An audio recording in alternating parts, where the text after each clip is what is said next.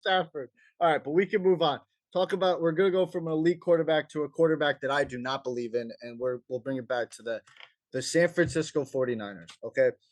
I look at this team and I'm gonna sound redundant again, but I really like the 49ers team in its entirety, right?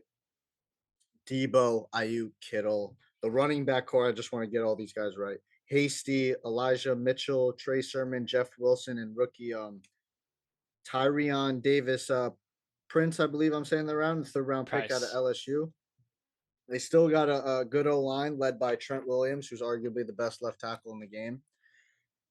The defensive line is stacked with talent. They got former first round picks in Eric Armstead, Nick Bosa, D Ford, and Javon Kinlaw, and 2 second round picks in I want to get the Kamoko Toure and Drake Jackson. Drake Jackson, who's a rookie this year from USC.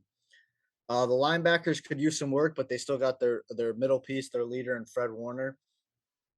Secondary is all right. I mean, they retained Jason Barrett, but he hasn't been healthy like at all for his entire career, and he's coming off a torn ACL. They signed Chavarius Ward from the KC. He was arguably their best corner in KC, but that's not saying much because KC's cornerbacks were always lacking. They still have Jimmy Ward, who hasn't lived up to his first round potential, but he's been a consistent starter at safety. I I was just one of love the better starting safeties. Yeah, yeah. He's I'm he's not gonna for my discredit opinion. that, but he hasn't really like you know what I mean. Like, but yeah, I won't be too disrespectful there. I could agree with that, John. I love Kyle Shanahan as a coach. I believe in him. But again, what I don't believe in is Jimmy G. And just like we've talked about in the past, just like we talked about with Miami and Tua, Minnesota and Kirk, Tennessee and Tannehill, and to a degree for me, Vegas and Carr. I love the teams, but I don't believe in the quarterback, and that's a major concern for me. Well, who will When, be the when quarterback? well, that I was going to get into that. So, if we go with Jimmy, right? If Jimmy's going to start, he can't stay healthy, and he's got inconsistent play. I know Justin likes to call him. He's a winner. He wins, but It's been a winning he's team everywhere he goes. yeah. And in terms of his injuries, he only played 16 games once and 15 games once. His other seasons, he played 2 out of the 4 games in New England, and we've heard the comments from Martellus Bennett and Julian Edelman clearing those up about how players in that locker room looked at Jimmy Garoppolo a different way. Like, bro, you're not going to play through your injury. And that's what I was saying to you guys about Baker Mayfield. That goes to my point. You're going to win camaraderie from your teammates, and they looked at him differently. And Julian Edelman even goes into it on the I Am Elite podcast where he says Jacoby Brissett was playing with a torn ligament in his thumb in his throwing hand, I believe, when he came in for Jimmy Garoppolo. So a lot of players lost respect for him that year. He played 3 games in 2018 for San Francisco, 6 in 2020 for San Francisco. Bro, you go down, man. You can't stay healthy, and your inconsistent play is not going to be a tool for winning. And then we go into, like John said, who's going to be the quarterback? Is it going to be if we go on Trey Lance's terms? He's such a project. He Like when he started was coming, one game in the last 4 years, or one season, excuse me, in the last 4 years, because 2020 he only played one game. It was before he was selected, and he only yeah, had 1 year starting at North Dakota, right? yeah, Or was it two? 1 year starting, and he's such a when he came out, people were saying this is going to be like a 2 to 3, maybe even 4 year project where he's got to sit under him. And now they're talking about getting rid of Jimmy Garoppolo and throwing this guy into the Wolves, who I think we saw last season. Yeah, we saw some raw talent.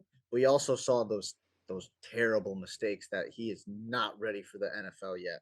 And I don't. I'm going to be honest. I don't know if he's ever going to be ready for the NFL.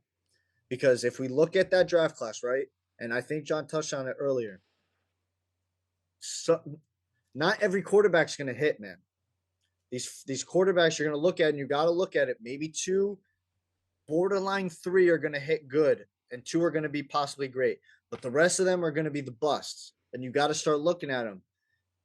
For me, I don't see. I see Trevor Lawrence being great. Mac Jones being a solid starting caliber quarterback, possibly getting a Pro Bowl caliber. And who are the other two? Zach Wilson and Justin Fields, I believe, right? Davis Mills is also in there. That's your boy, but whatever. Um, so if we look at Zach Wilson and Justin Fields, those two guys, I like Justin Fields' arm talent. He's got to learn how to play professional quarterback, and Justin Fields, the talent surrounding him in Chicago is not going to be productive towards winning.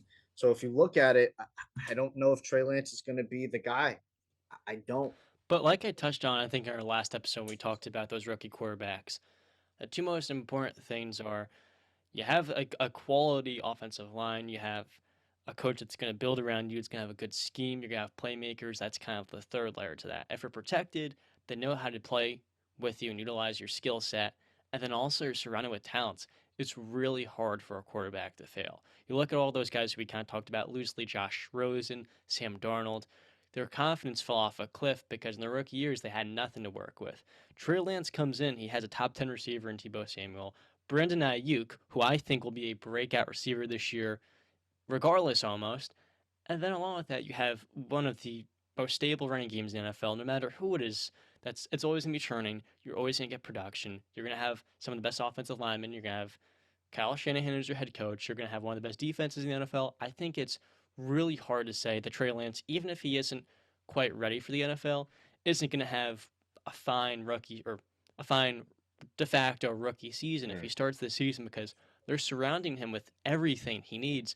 And there's one player here who I like a lot for them. Ray McLeod last year in Pittsburgh was their second biggest target in the offense because Ben's arm was neutralized. And as the year went on, when it got cold, Ray was reliable. He had a few catches in our game against the Ravens that got us right into the postseason, where he was taking hard hits on third down. And like Deontay Johnson, we could fully trust him to secure the ball and move the chains. And beyond that, he's one of the better returners in the NFL. For the Steelers, I got queasy every single time he fielded one because he almost never would not field it, and he had probably 3 or 4 muffed punts. And best believe my heart would stop every single time that an opposing team punted because I never trusted Ray McLeod as a returner. Literally returned everything, and this dude's my size, so he would get absolutely. I mean, he would get his clock lit up every single time. Sometimes it was. I'm like, don't return, please don't, and it gets the wind knocked out of him. Like, okay. But as a receiver, the Steelers realized this dude can actually play, and we can actually count on him to catch the ball. The punts, he's quick, he's dynamic, a little bit twitchy. You hear that word more and more nowadays. I don't trust him as a returner, though I think he's good there. What really is going to add more value to this offense as a guy in Ray, you can put in the slot, you can move him around, you can give him some carries.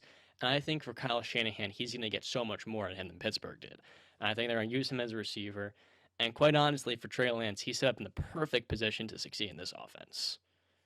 Mm. So I'm looking at the 49ers right now, and I'd like to touch on the quarterback situation with you guys. I know we say that wins aren't a QB stat, well, at least me and John do sometimes. But I guess I'm going to harp on this with Jimmy. If Trey Lance isn't ready to go and Jimmy G is healthy, you can't tell me that this team isn't going to win 10 plus games I because totally it, agree. because they always do. Sure, he's not the electric quarterback that everybody wants. He's not the quarterback that may win you a Super Bowl, but damn, he can bring you pretty damn close.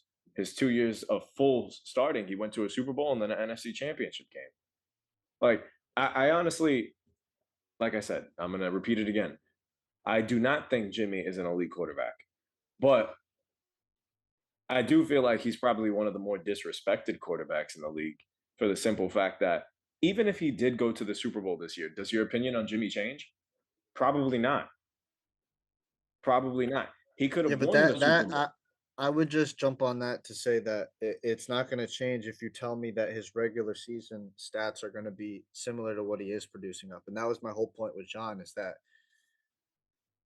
man, listen, to be an elite quarterback, it's not just about, I know I say, Super Bowl champion and winning and stuff, but it's also, I think it goes without saying that these guys are putting up elite numbers when I'm saying that.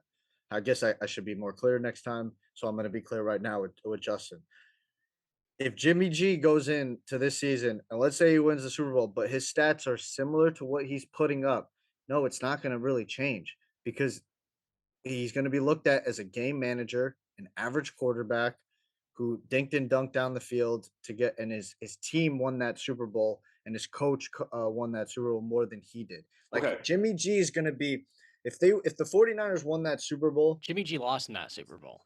yes, he He did was lose. why they lost. Yeah. Exactly. But I was going to say, if they won, Jimmy G was going to be like the fourth or fifth thing you would bring up on why they won that Super Bowl. Like it would be defense, running game, coach, receiver, O-line, all well before you even get to Jimmy Garoppolo. He killed them at the end. With the with the Rams and the Bucks and the Packers and the Chiefs and et cetera, et cetera. You're talking about those quarterbacks, number 1 or 2.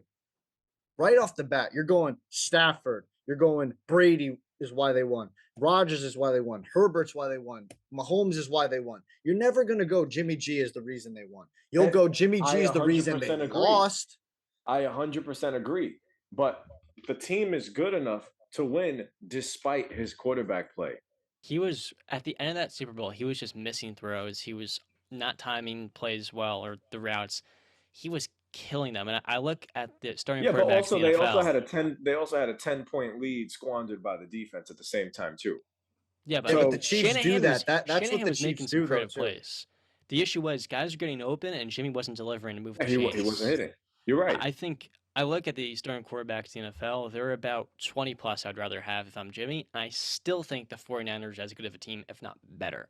And I mean, we know the top 15. The end of that's kind of Kirk Cousins, Baker, Tannehill, Mack, Wentz. I think with Wentz is a better team. I think Wentz is way more volatile, but I still think with Wentz they can go to a Super Bowl. Jameis Winston I'd rather have. Jalen Hurts I'd rather have with his running ability.